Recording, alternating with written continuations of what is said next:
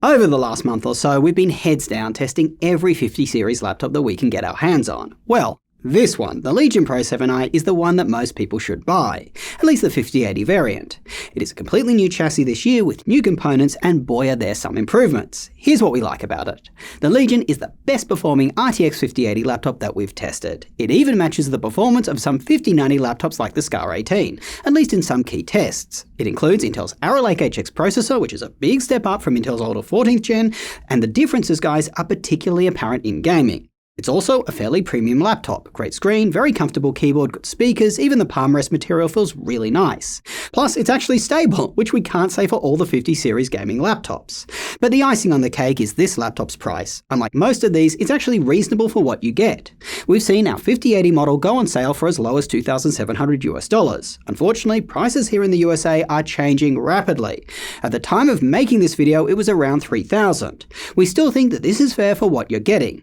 Given these sudden changes in prices though, please make sure that you're using our website bestlaptop.deals. It shows you historical pricing of a laptop, we track it across retailers, it shows you when it's going for the lowest price, we even highlight when we think that the price is a great deal or a good one. Back on the Legion, the only things we don't really love about the laptop are its size and weight, but that's kind of the norm for this kind of laptop, and its poor placement, which is far down the laptop. Alright, with that said, Sierra has been running point on all our 50 series testing, and she's here to walk you through the details. Thanks, Josh. In Geekbench, which tests a variety of common performance tasks you may actually do on your laptop, like unzipping a file, the Legion does a decent amount better than last-gen chips, like the 14900HX, and much better than the Ryzen 9 HX370.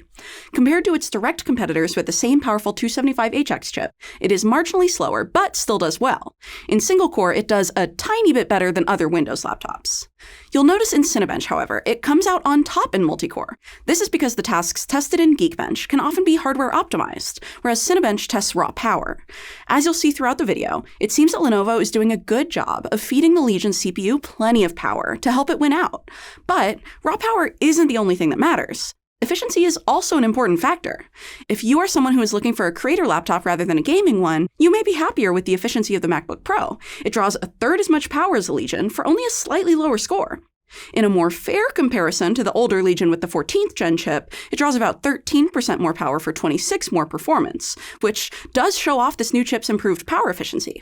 We dove into this a little more in our Omen video, but here's our scatter plot to give you an idea of how efficient each of these modern chips in these laptops are at various power levels. That's the difference between the prior slide, which just tests the fastest stock performance mode, and the scatter plot. You want to see as much performance as possible for as little power draw as possible. We've plotted our best performing laptops here using XMG's Neo 16 for both of the Intel HX chips. Efficiency is important for two main reasons in these gaming laptops. First, a more efficient chip produces less heat, which keeps the laptop cooler to the touch and/or quieter regarding fan noise. The first of which holds true here. The new Legion stays much cooler than its predecessor, while it doesn't get any louder. This is a big win. The second reason efficiency of the chip is important is because laptops can only be fed so much power. The manufacturer often prioritizes feeding power to the GPU during graphical tasks, which means the CPU's power draw is more limited. In our gaming testing, for example, we never saw the combined CPU and GPU wattage exceed 250 on the Legion, and this is higher than we saw in other laptops. The GPU is generally close to max wattage during these tasks, which is 150 to 175 with boost. This only leaves around 75 to 100 watts for the CPU. Since the CPU is much more efficient than the prior 14th gen at this power draw, it can do more with that lower wattage. This chip, Intel's 275HX, really shines under 100 watts, which bodes well for the Legion's gaming performance. Now, as an aside, we did say we saw a max of 250 watts. That may sound weird considering it has a 400-watt charger, but we never see the power draw reach those kinds of numbers. There is often a large gap between the actual component power draw and the wattage rating of your power brick. Some of this is to power other parts of the laptop, like the screen, and the rest is to allow for burst tasks. Now, let's talk GPU performance. In TimeSpy, we see the Legion do the best of its competing 5080 laptops like the Omen and the Blade.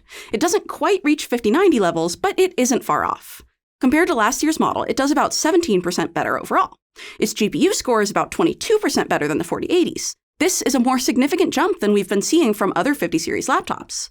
This is also the case in Steel Nomad, where the new Legion sees 24% better FPS results for 4K gaming than the old one. The Legion once again has the best performing 5080 results here. In Port Royal, which is a ray tracing benchmark, these similar results continue. The 5090s do the best here, with the new Legion falling halfway between them and the other 5080s. The Legion is yet again seeing a big jump from last year's 4080. Lastly, we look at Wildlife, which is a Vulkan benchmark that allows us to make comparisons to macOS. In this test, we see the old Legion with the 4080 does about as well as our MacBook Pro 16 with the M4 Max chip, and this new one does about 20% better than both of those. Let's get into the fun stuff now. Gaming. You'll notice the order changes here because it is ordered by graphics card, so you'll find the Legion shown a little lower in these charts. Starting with DLSS frame generation off, we'll take a look at Cyberpunk 2077. The Legion continues to have the best performing 5080 and doesn't lag far behind the 5090 and the Scar 18. Its 1% lows are even better than that one by a smidge.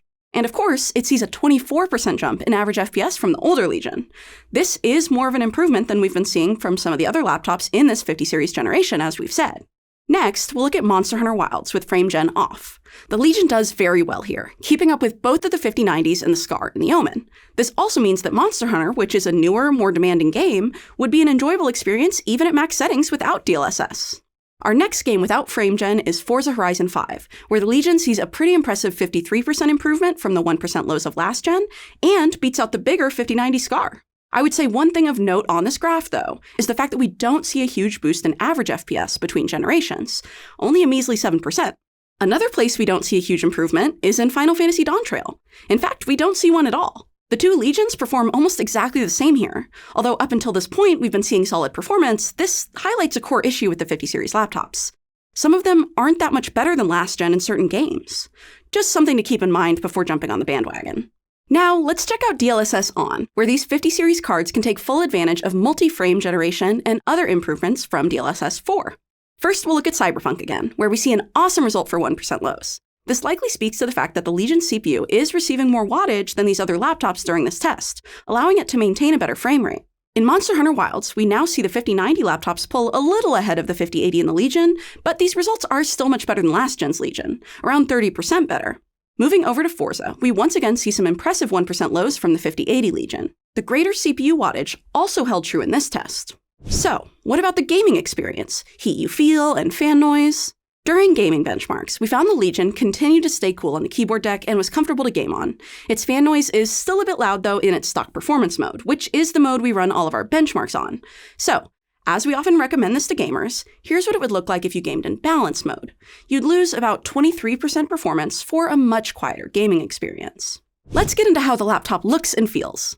The Legion Pro 7i has a brand new chassis this year, but they've kept the RGB light bar at the front for fun customization. They also added customizable RGB to the Legion logo on the lid and the vents on the back. The lid seems to attract fingerprints a bit more than last year's with a newer material. Funnily enough, the material on the keyboard deck is actually quite fingerprint resistant, so it tends to stay clean. It also has a little texture to it, so it is unlikely to become slippery due to sweaty palms and heavy gaming sessions. Looking around the laptop, it still has a subtle black metal build with a protruding back edge that goes out further than the back of the display. But it appears they have moved all of the vents to the back and the bottom of the laptop. This is clearly having a positive effect based on how cool the laptop stays. This also means no hot air coming out on your mouse hand, which is certainly nice to see. However, cords are likely to get in your way due to the ports moving forward. The chassis as a whole is pretty heavy at 5.8 pounds, but a little less than its competitor the Omen. It also has a heavier 400-watt charger to lug around this year, bringing it to a whopping 8.5 pounds. In terms of rigidity, deck flex is pretty minimal, but there is a little give on the lid, so we'd recommend being careful placing something on top of it. Screen flex is also pretty minimal, and the chassis is overall built well. Although not as premium feeling as the Blade 16, which costs much more, I feel the Legion is more premium than the Omen Max 16. Last couple things of note. If you were to type on the laptop without much arm support, like on a plane or train tray table, you might feel the edges of the laptop cut into your wrists a bit. However, they are nowhere near as sharp as a MacBook Pro's edges. Lastly, the screen can be opened with one hand. When you do open the screen, you will be pleasantly surprised by a bright, high-resolution, high-refresh rate, color-accurate OLED screen. Or maybe you won't be surprised with how much you spent on this thing. Either way, it's nice to see Lenovo didn't cheap out here. The screen looks vivid, goes up to 240Hz refresh rate, and covers a wide color gamut, 100% of sRGB and P3. It's extremely rare to see OLEDs on laptops go above 500 nits, but we measured this one at 535. It's also rare to see OLEDs avoid having a screen door effect, which is when colored pixels can be seen peeking through light-colored content, but this one does not appear to have this issue either. This screen's high brightness also means you'll have an easier time combating reflections on its glossy panel. That being said, it is still glossy, and you may still notice them. This is our only complaint about the display. As is the norm, Lenovo makes a great laptop keyboard. This one has an unusual 1.6 millimeters of key travel, which makes it very comfortable to type on. The key press feels both soft with a subtle click to it. It also has a standard layout and features a numpad. Aesthetically, the keys are able to be individually lit with RGB, which is always a nice bonus. And not too much light is lost around the keys. On some laptops, this can become a distraction. My only complaint on the keyboard is how high my wrists have to sit to be able to type on it. This leads to a little wrist discomfort comparatively to a thinner device. You may want a wrist rest. The trackpad isn't bad, but it's basic. The click is a bit deep in the corners, which would usually worry us that the click wouldn't be accurate, but this one was. It also has smooth tracking. I didn't experience any palm rejection either. The port placement on the new Legion Pro 7i is completely different than last year, with the most notable change being the removal of the ports on the back. It looks like they opted for a much stronger cooling solution that takes advantage of large vents along the whole back. On the other hand, as mentioned earlier, we are now getting many ports on both sides of the laptop, which come far enough forward that cords will definitely get in the way of your mouse hand if you have things plugged in during gaming. This is especially disappointing, as it looks like they could have placed them further up.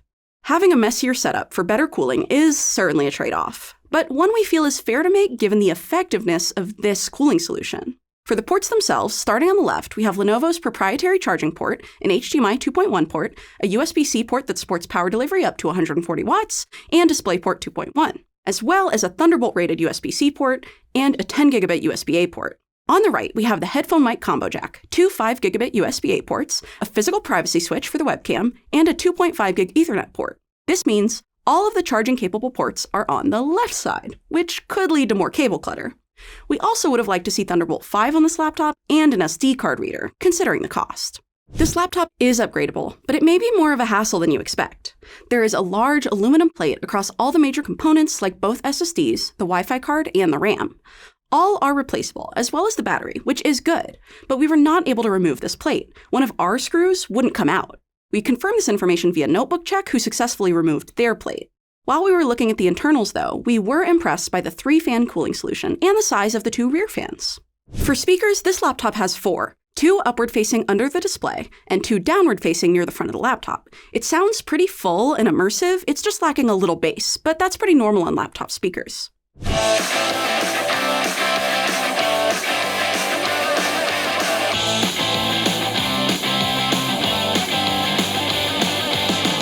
The 5-megapixel webcam of the Legion Pro 7i goes up to 1440p, and we feel it looks pretty good in decent lighting. But we feel it looks a little grainy when we're just using overhead lighting here instead of our studio lighting, which is what you'd likely be using as well. Battery life on gaming laptops isn't generally very good, and that's pretty much the case here. For performance use, the Legion drops its performance a lot while unplugged, but maintains a solid score when compared to all the laptops other than the MacBook. It even does better unplugged than both of our Ryzen 9 powered laptops when they are plugged in. As far as battery remaining goes, it still has 65% after this 30-minute test. This is near the top of the pack, but this makes sense since it has a large battery and a more efficient processor. In light use, when playing a movie on repeat until the battery dies, this is one of the only places the new Legion loses to the old one. None of these gaming laptops are great, though, when compared to the MacBook. In case you're wondering, we do disable the dedicated GPU for this test, so this probably comes down to things like the CPU and how much power they are feeding it even during light tasks. Now back to you, Josh. Thanks, Sierra. Look, as I said up front, if you're going to get an RTX 50 series laptop, this is the one to buy right now. It's super powerful, its redesigned chassis is premium, it includes Intel's Arrow Lake HX, which is the best CPU to get right now for a gaming laptop, and it isn't egregiously overpriced. If you are in the USA, please use our website, bestlaptop.deals. I've already talked about why. We scan prices across retailers, we highlight when it's going for the best price, we show you a price tracker. When we think it's a great deal or a good one, you guys get the picture. With that said, like and subscribe, it really helps the channel grow, which means that we can make more videos for you. Guys, there are so many laptops and topics that you are asking us to cover. Getting subscribed, it's a free and easy way to help us deliver on what you're asking for. Plus, as I always say, it makes my dearest mother very proud. Till next time, go do something awesome with your day, and I will catch you later.